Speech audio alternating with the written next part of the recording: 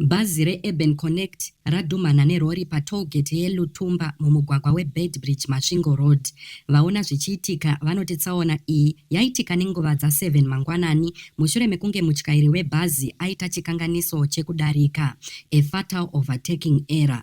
Vanhu vakawanda vafa uye zvikwata zvechimbi-chimbi kusanganisira mapurisa, mauto, masoja nekomiti yezvekuchengetedzwa kwevanhu vachiri pasini iyi vachitora zvitunha kubva munjodzi iyi.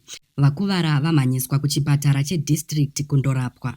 Zvizvarwa zveZimbabwe zvakawanda zvoratidzira pasocial media zvichiratidza kusafara kwazvo pamusoro pemaitiro evamwe vatyairi vemabhazi vachityaira zvisina tsarukano. Kumhanya nekusaita hanya ndiko kuri kukonzera kuwanda kwetsaona idzi dzinouraya vanhu mumigwagwa. Mapassengers vanokurudzirwa kutaura kana vatyairi vanyanya kumhanya nekuti upenyu hunokosha.